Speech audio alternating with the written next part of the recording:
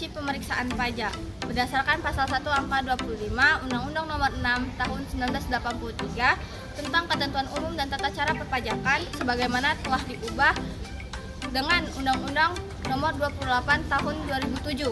Pemeriksaan ialah serangkaian kegiatan menghimpun dan mengolah data atau bukti yang dilaksanakan secara objektif, profesional, berdasarkan suatu standar pemeriksaan untuk menguji kepatuhan kewajiban perpajakan untuk tujuan lain dalam rangka melaksanakan kegiatan peraturan perundang-undangan perpajakan.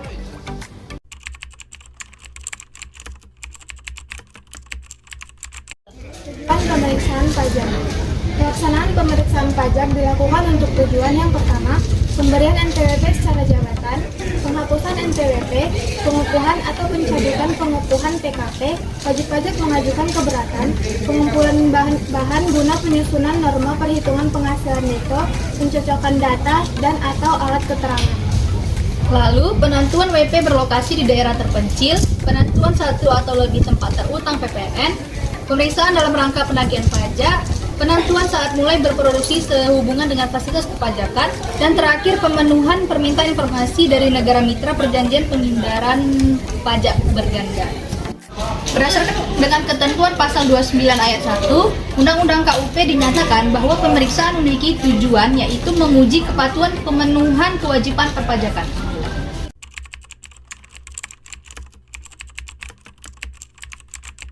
Pemeriksaan pajak. Pemeriksaan pajak dapat dilakukan melalui dua jenis pemeriksaan, sebagaimana yang dimaksud dalam pasal 5 ayat 1 Peraturan Menteri Keuangan Nomor 17/PMK/03 tahun 2013 tentang tata cara pemeriksaan pajak, yang meliputi 1.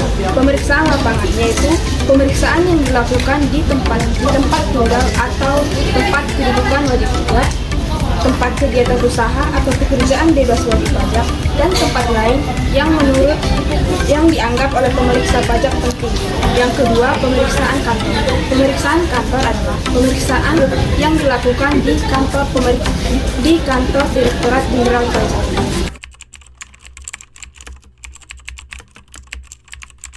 Terdapat dua kriteria yang merupakan alasan dilakukannya pemeriksaan untuk menguji kepatuhan kewajiban perpajakan, yaitu pemeriksaan rutin dan pemeriksaan khusus. Selain itu, terdapat satu lagi kriteria pemeriksaan, yaitu pemeriksaan lab.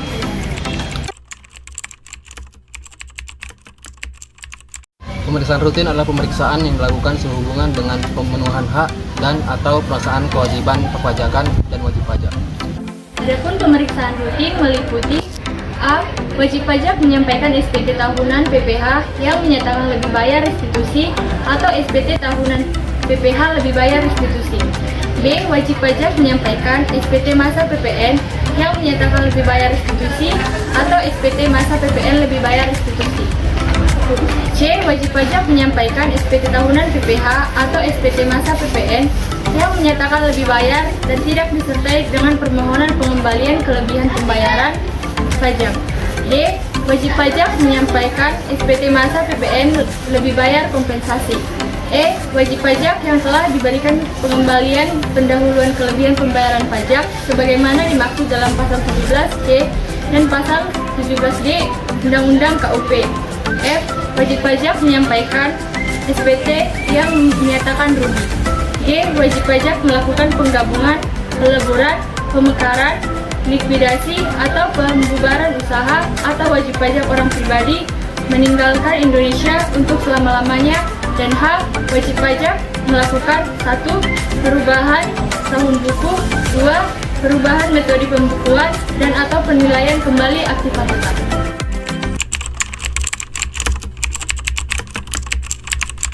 Dua, pemeriksaan khusus.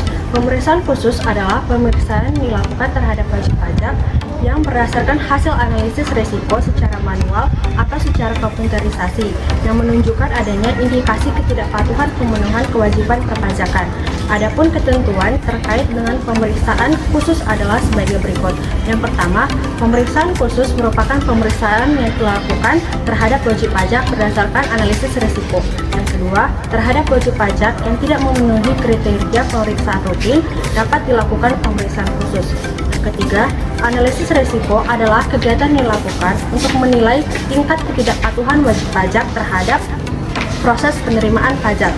Dan yang keempat, analisis resiko dibuat dengan berdasarkan pada profil wajib pajak dan atau data internal lainnya serta menempatkan data eksternal, baik secara manual maupun secara komputerisasi. Yang kelima, pemeriksaan khusus dilakukan dengan jenis pemeriksaan lapangan. Dan yang terakhir, pemeriksaan khusus dilakukan dengan alasan yang pertama, persetujuan Kepala Kantor Wilayah Direktorat Jenderal Pajak, yang kedua, instruksi Kepala Kantor Wilayah Direktorat Jenderal Pajak, dan yang ketiga, instruksi Direktur Pemeriksaan dan Penagih.